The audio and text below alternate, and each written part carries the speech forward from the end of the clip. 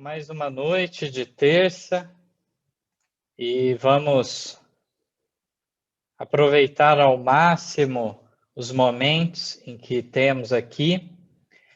O tema dessa noite que eu queria trazer é sobre intelectuais fiéis.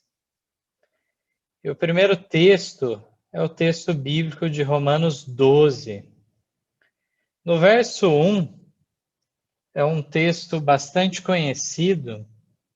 Diz: rogo-vos, pois, irmãos, pela compaixão de Deus, que apresenteis os vossos corpos em sacrifício vivo, santo e agradável a Deus, que é o vosso culto racional.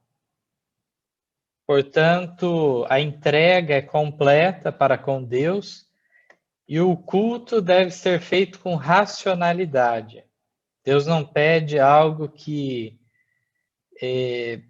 afete apenas os nossos sentimentos, emoções, mas que atinja também o profundo, então, dos nossos pensamentos.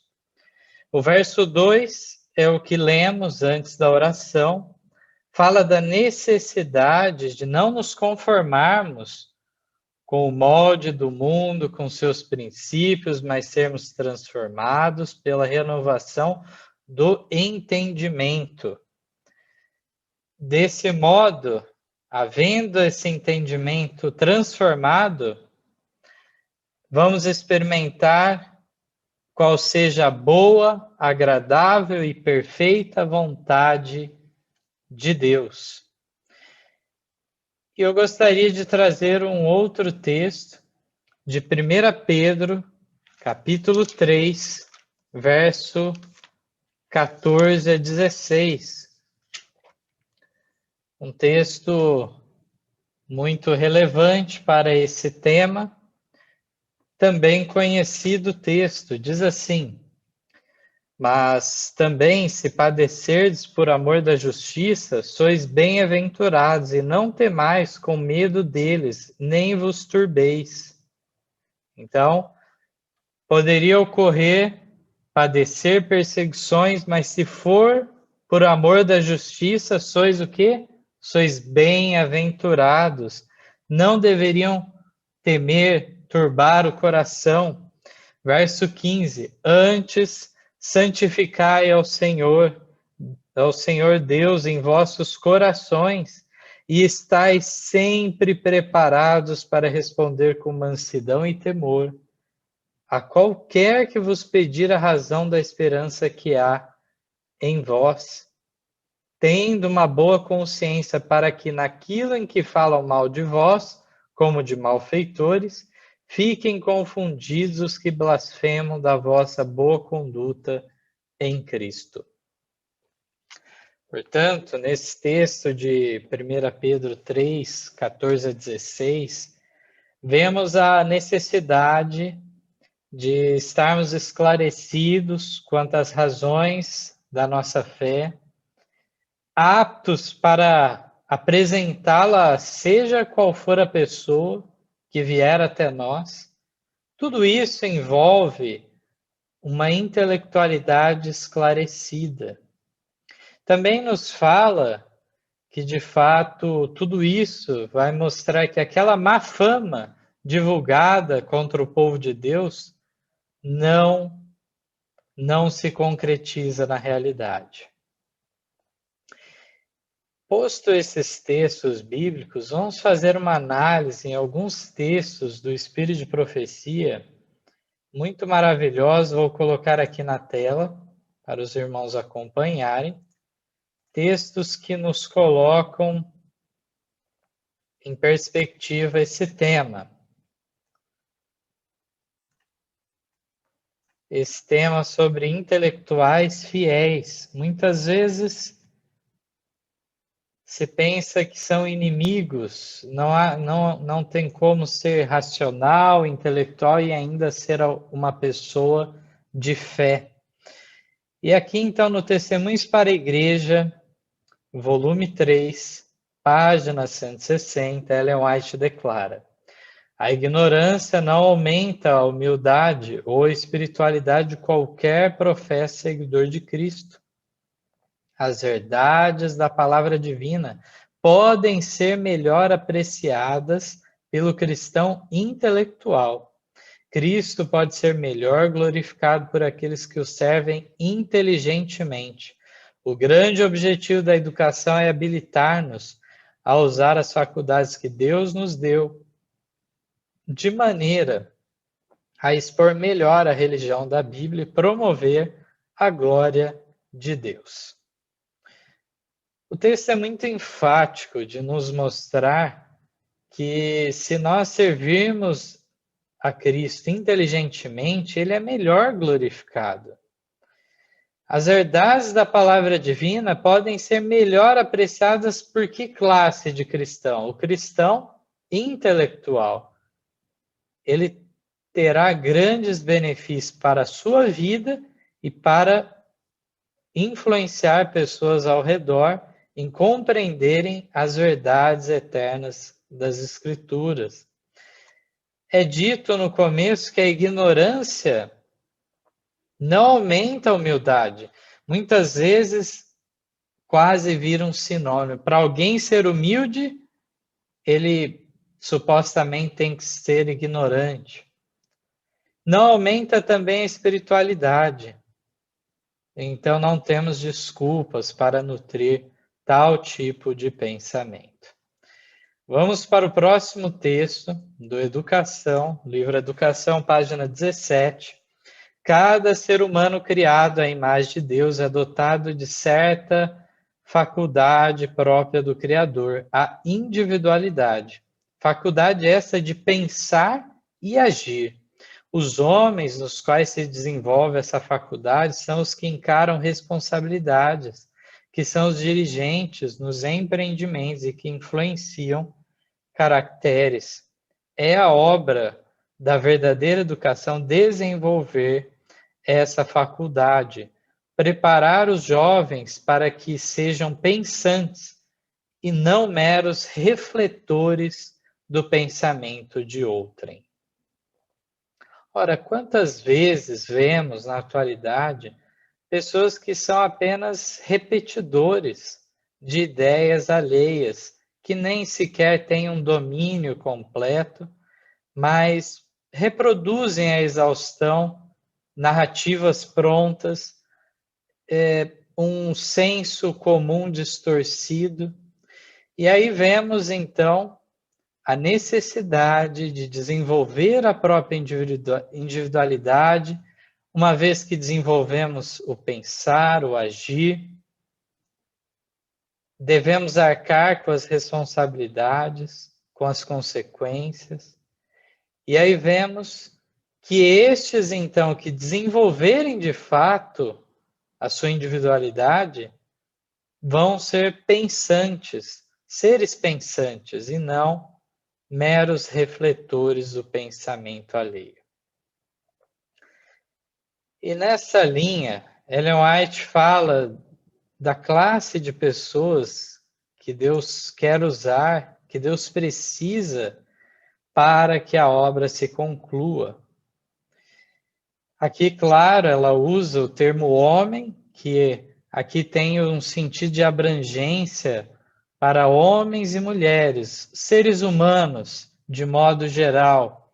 Ela diz, então, na página 18 do mesmo livro, homens fortes para pensar e agir, homens que sejam senhores e não escravos das circunstâncias, homens que possuam amplidão de espírito, clareza de pensamento e coragem nas suas convicções.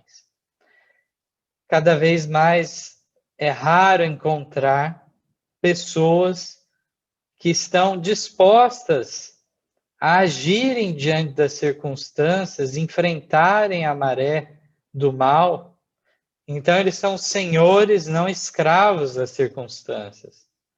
Pessoas que têm clareza de pensamento, coragem necessária para defender suas convicções. E por fim, temos um texto aqui da página 57, bastante familiar para o meio adventista.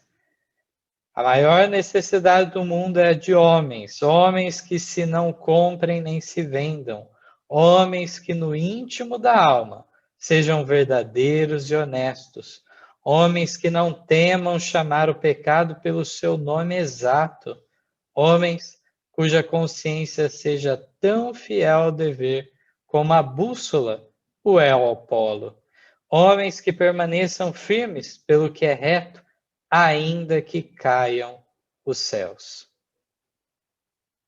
Essa é a maior necessidade do mundo. E é necessário para o povo de Deus que estes possam tomar a dianteira, possam atingir então as pessoas, seu raio de influência, mostrando então sua honestidade, sua convicção, a sua consciência em relação aos princípios religiosos de Deus. E por fim, então, uma frase no mesmo sentido, Ellen White fala no 7º Testemunho para a Igreja, página 95, sejamos tão fiéis aos princípios como a bússola o é ao polo. É necessário, portanto, essa fidelidade aos princípios anunciados para nós na Bíblia e no Espírito de profecia.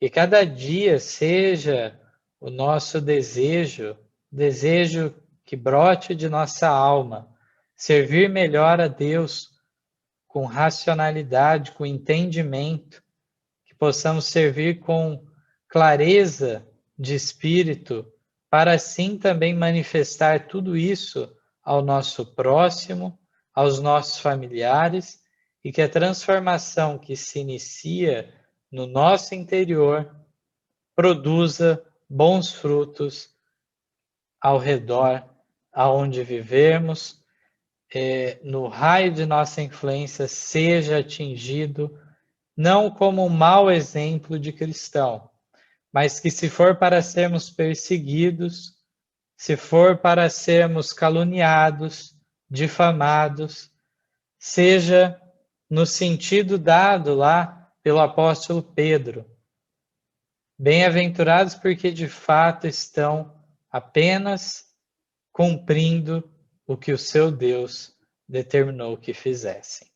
Esse é meu desejo de oração. Amém.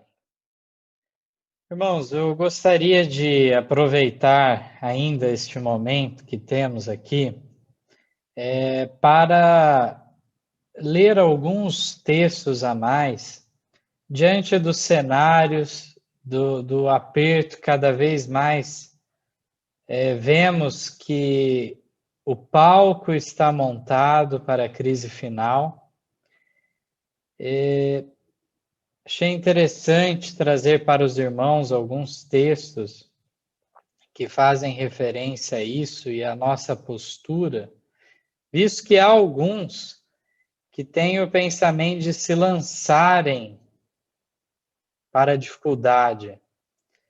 E em consonância com o que temos falado em relação à oração, eu gostaria de compartilhar aqui os textos. Ellen White, no 5º Testemunho para a Igreja, na página 236, fala o seguinte: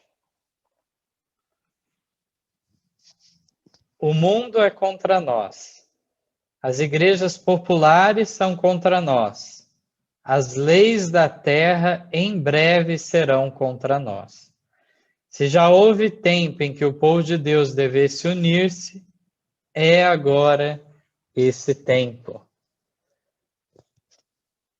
Então, diante de toda a onda de oposição que crescerá ainda, é necessário quanto antes haver união dos fiéis.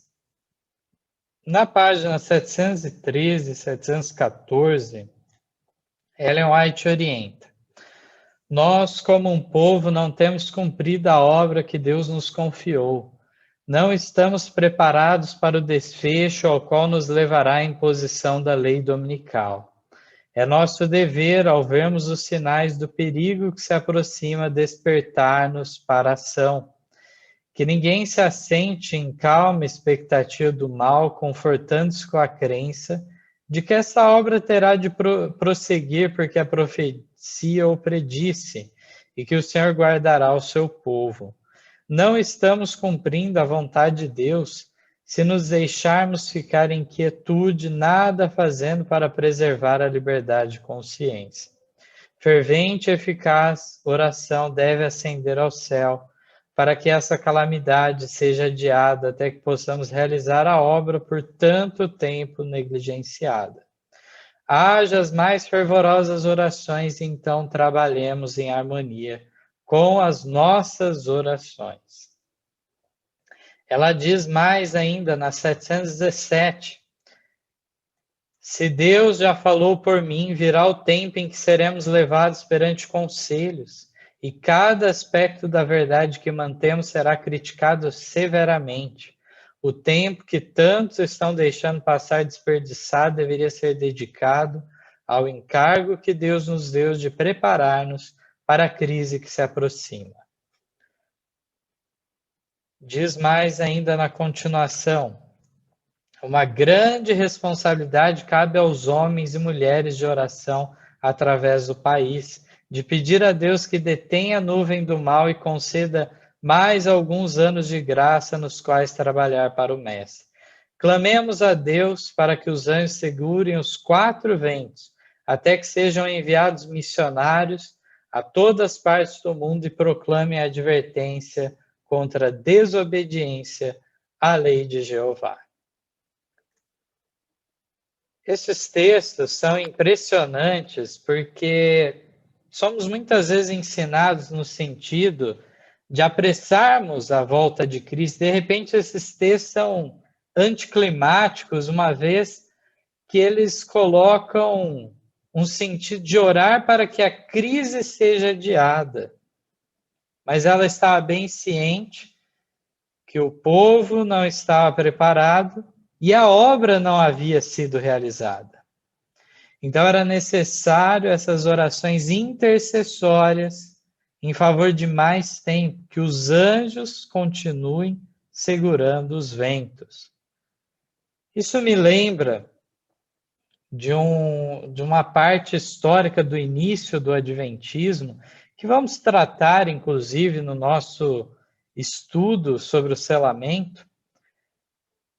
Nós sabemos do grande desapontamento em 1844.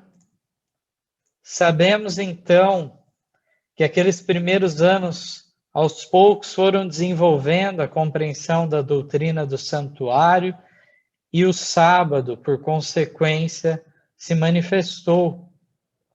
É por volta de 1848 que, de fato, se forma um pequeno grupo de adventistas do sétimo dia, guardadores então do sábado, em contraposição à maior parte dos adventistas então, que eram guardadores do domingo. Em 1848 estava muita confusão ocorrendo no mundo, rumores de guerra, revoluções ocorrendo em países, e se tinha uma noção que poderia se alastrar para todo lado. E os adventistas do primeiro dia fizeram um apelo para os adventistas do sétimo dia. Disseram para eles se unirem nessa aula, esquecerem essa parte de sábado, esses detalhes, se unirem na obra para proclamar a breve volta de Cristo, que aquela crise que estava ocorrendo já era o fim dos tempos, que de fato, a partir daquilo, chegariam ao Armagedon.